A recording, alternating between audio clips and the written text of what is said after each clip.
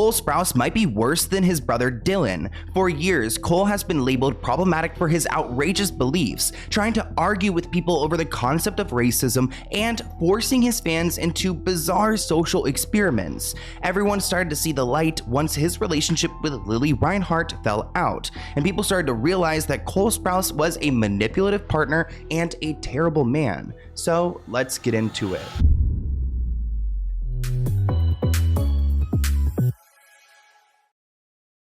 Recently, I did a video about Dylan Sprouse and the allegations against him in his marriage to Barbara Palvin, because there have been rumors that he had been cheating on her. But you guys wanted me to take a deep dive into his brother Cole Sprouse, and oh boy, he's had quite the past. Between fake social experiments and some racist rhetoric, Cole has had problematic moments. But before we get to those, I want to talk about his relationship with Lily Reinhart. I don't know if you guys watched Riverdale, but they were both on Riverdale, and it seems like their relationship was far more toxic than we all believe. Now, Cole was the first one to speak about his breakup with Lily on the podcast Call Her Daddy. He was quoted saying, "It was me, I left, it was time. It absolutely lasted longer because we worked together. There was a lot of pressure, and I think if I had loved myself more, I would have left earlier." Now, there's a lot to unpack from that statement. We've got pressure from TV executives to keep the relationship going. We've also got him saying that if he loved himself more, he would have left sooner, which makes Lily look really bad. But there are some people calling out Cole's behavior here, saying that this is manipulative. Someone shared this excerpt on Twitter. It's titled, "Abusers Control the Narrative by Talking First." Someone posted it saying that this is what he was doing by speaking first. It reads, "It's strategic, the way that they control the story, and the first step they take is telling the story first. Because they lay everything out, seemingly, they are more likely to be believed and to discredit the victim. Further, they'll go and spin the narrative to make themselves look like the victim. They often do this by admitting to a degree of harm, but giving an excuse that draws pity or praise. Like maybe that the executives put pressure on them, that the show was going on for far too long, or maybe that he just did not love himself enough." What had to have made the first step to end it? I left. You left. I did. Thank you. I had loved myself a little more. I probably would have left a little earlier. Overcome that. I know we both did quite a bit of damage to each other. So Cole did his big one by going on to Call Her Daddy. He was speaking about his relationship with Lily and talking about the damage they had done to each other. Immediately, there was a bunch of backlash on Lily's end because people were convinced that she had done him dirty, possibly cheating on Cole. Cole Sprouse recently accused Lily Reinhart of cheating on him. He was on the Calling Her Daddy podcast, and he accused Lily Reinhart of cheating on him and also said that every girlfriend he's had in his life has cheated on him at some point in time. However, what's weird is that all of Lily Reinhart's fans are coming out and supporting her, saying that Cole Sprouse was troubled and that he wasn't a good boyfriend, so of course she cheated on him because she had to find love somewhere else. Now, that may be the first time I've ever seen someone cheat on a partner and people side with the cheater because they think Cole is that bad. Lily then went onto social media and she began liking posts about mental and emotional abuse, which fueled speculation that she was alluding to her own experience with Cole. As reported by Your Tango, she liked a post from the Real Depression Project titled 15 Warning Signs That You Might Be in an Emotionally Abusive Relationship, and quote, "the most beautiful things to tell someone who's been mentally abused." When you are a celebrity, people are paying attention to who you are following, what you are liking, and the fact that she's liking these posts around this time is a red flag. So if she's gonna go and play victim, he wants to go and play victim as well. What would you do with an extra $20,000 in your pocket? Because Misplay, my new favorite app, is giving away that much for their 4th of July sweepstakes. From now until July 17th, you can enter for a chance to earn $20,000. That's enough to cover a full year of groceries. All you have to do is download Misplay using my link in the description below. Go into your application and make sure you add my code SLOAN20K. Then play games, earn points, and use those points to enter into the sweepstakes. It's totally free. There's no purchase necessary. And I know you're probably asking, what's Misplay? Well, it's a free app where you can discover new mobile games, and as you play, you earn points. And those points aren't just good for nothing, because you could use them to get gift cards to Amazon, Walmart, Visa, and more. Recently, I found a game that I am obsessed with through Misplay. It's called Block Puzzle Blitz, and it reminds me of games that I played when I was younger. You just put them all together to try to fit into a shape. Lately, it's been the game I go to when I need a moment just to zone out. But the real kicker here is that $20,000 giveaway. And all you have to do is unwind and play some games on your phone. So go and download Misplay using my link in the description below, join the community, and discover fun little moments to unwind each day. Plus, you'll collect points that could bring you closer to earning $20,000. Remember, use my code SLOAN20K to go and get some extra points and enter that sweepstakes. This is your chance to go and earn big. So thank you, Misplay, for sponsoring this video, and good luck. And granted, I don't think either of them are playing victim. I think actually Lily is trying to show us a sign here, but Cole doesn't get it. In addition, another one of Cole's ex-girlfriends, known as Bree, publicly alleged that their relationship with Cole left her with PTSD. She said, "I've been going to therapy and gotten past it, but anytime I even acknowledge that it happened, I get told to shut up." She described a pattern of being silenced by Cole's fan base and compared her experience to other high-profile cases, underscoring the challenges faced by those who speak out against celebrities. Now, Cole's ex, Bree, actually posted this on social media. She writes, "Reminds me of how people are like, Johnny Depp is such a nice guy. He was so nice when he took a picture with me on the street. Like, holy F, are you for real? Do you realize how much you're literally worshiping another human being and excusing their toxicity or ability to be toxic because of their status?" This Twitter user, Chelsea, gave us some more context, saying that Bree is bisexual and that Cole was very jealous. Any interactions Bree had made him jealous. Here are some examples post-breakup of her talking about their relationship and how Cole would treat her. Her blog has been deleted, so it's hard to find the post about it, but they exist. Another post from Cole Sprouse's college ex-girlfriend Bree's Tumblr indicates that he was hanging out with minors after they had broke up. And she claims that he was giving them alcohol, so there's a reason why he's speaking out before they can. Cole has subtly replied to some of these allegations. He tweeted, "Don't become so jaded by abuse that your opposition becomes abusive." And that seems kind of like word jumble, like, hey, don't be jaded by abuse. I mean, it's not jaded, it's traumatized. Now, even though we've got Lily Reinhardt's account and we've got Bree's account of what it's like dating Cole, there was some complexity in 2020 because for whatever reason, there was this campaign created, a smear campaign, if you will. In 2020, anonymous Twitter accounts accused Cole and several of his Riverdale castmates of sexual misconduct. Both Cole and Lily responded forcefully, denying the allegations and stating that the accounts were created specifically to spread false stories. Quote, "Earlier today, myself and 3 other castmates were falsely accused of these offenses by anonymous accounts on Twitter. I take these allegations very seriously, and I'll be working with the right teams to get to the root of it." Lily added that it was proven that this account was created specifically for these false stories about me and my cast. "I just can't think of something more twisted than lying about assault." Now, this Twitter accuser that made these allegations only identified themselves as Victoria. She claims that he attacked her despite her saying to stop, and that it was back in 2013 when he was a student at New York University. After the sweet life of Zach and Cody and before Riverdale and their adult ventures, there was a moment where they went very quiet. They went to college and tried to act like normal teens, which you really can't when you've been a celebrity for so long. Now, these allegations don't help when there are more allegations being made on Twitter that he had harmed and harassed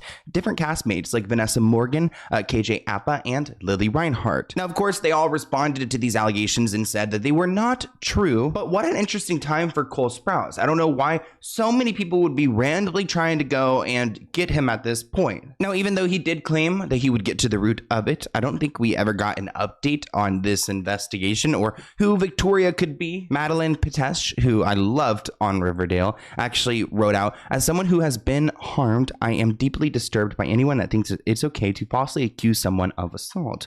This is why real allegations can sometimes not be taken seriously. You should be ashamed. This is disgusting." So a lot of people in Hollywood were backing him up. Assuming all this is true, it's crazy because Cole went onto a podcast and he spoke about his relationship with his mother. But to me, it sounds like he became the person he hates the most. A wicked narcissism. The inability to perceive anything outside your own perspective would probably be the biggest sickness I see. And Oh, he's got anger. If you guys want to deep dive into the Sprouse mother, let me know in the comments below, because I could feel the anger through the screen. that just doesn't work with being the mother. That just doesn't work with being in a family in general. You know, when it rains on everyone's roofs. That's how it goes. It takes a village, man. And selfishness that is encouraged very much, like I said, from the industry, just doesn't really work. Doesn't really work for being a mother. Now, my heart actually goes out to Cole and Dylan if they did have such a tragic mother. Comment below if you guys want to see that video. But Brenda Song, we actually spoke about her recently, and she's done some talking about Dylan and Cole. Keep in mind, she was on The Sweet Life of Zach and Cody with them. She played London Tipton, who was my favorite. But in this clip, she essentially confirmed that Cole was lying on Call Her Daddy, and that Dylan, his brother, was the nice twin, and Cole was the menace. Take a look. Never have I ever liked one Sprouse more than the other. It depends. Because there are times that one Sprouse brother will be nicer than the other, especially when we were younger. So like, do I take half of one? We started Sweet Life when I was like 15. Ashley and I were really young. And like, if it was our time of month and, you know, we were being grouchy and all that, Cole, being the little brother that he is, loved to antagonize us and do all those things, when Dylan would be the one that would like bring us chocolate and be like, here, feel better. So times like that, I would have to say, yes, I definitely like one Sprouse one more than the other. Now that we've talked a little bit about his toxicity within relationships, I want to talk more about his moral beliefs. This article reports that the 27-year-old has long been accused of being racist, which I can't... I mean, I guess nowadays there's a lot of people who are. It's just, to me, it doesn't make sense.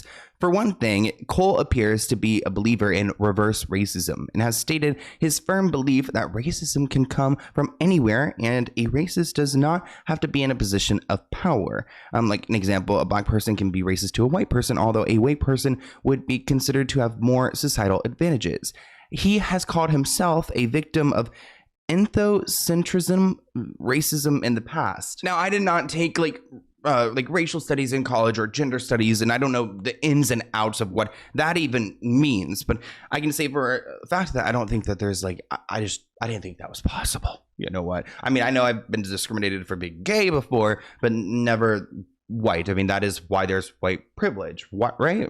Another issue arose when Tyler, the Creator, a popular rapper, tweeted, "Why weren't we a thing?" at Cole Sprouse. Cole tweeted back saying, "Bestiality is illegal." Well, bestiality? I didn't think Tyler, the Creator, was an animal. This article writes, considering it appeared that a black man was asking why a white man wouldn't want to date him, and the white man is responding by saying having intimacy with him was equivalent to getting it down with an animal, which is so freaky. Somebody replied to his tweet saying, "Is anyone not picking up on how blatantly racist this tweet is?" That same year in 2015, Cole had already gotten into hot water for comparing the Black Lives Matter movement to cannibalism, writing civil rights activists stopping a Bernie Sanders speech is practically cannibalism. This isn't the way you appeal to a rational audience. So I think at this point he probably could have kept this tweet to himself. Cole was immediately accused of exemplifying white liberalism. One responder put it pretty simply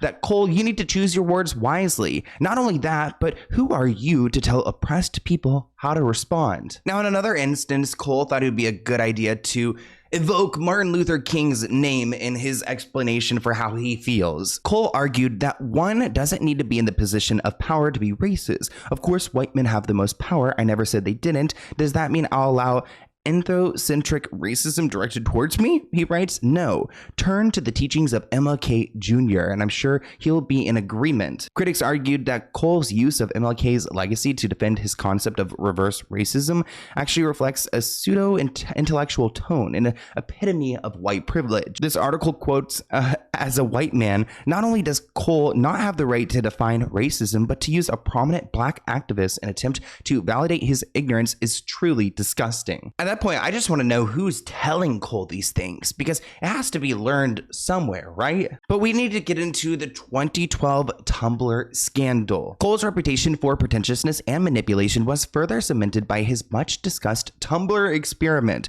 In 2012, Cole created a Tumblr account, he got a large following, and then he deleted it, claiming the entire thing was a social experiment to observe how people react to being watched online. He explained his project in a final post and a series of tweets, one of which cryptically referenced a poem suggesting that all fame is fleeting. The experiment left many people feeling used and mocked, as Cole appeared to frame his followers as unwitting subjects rather than his fans. Listen to this TikToker break down what exactly happened here. I can't believe we're engaging in all this Cole Sprouse slander right now and I haven't heard one person talk about the Tumblr incident. For those of you who don't know, this happened back when I was in high school. It had to be, so somewhere between 2009 and 2013. He joined Tumblr and was extremely interactive with fans. It was really, really cool. It was fresh off of Sweet Life of Zach and Cody, and it was kind of like the first time a celebrity had such a big interactive social media presence. He's answering questions, he's interacting with fans. It was great, it was fun.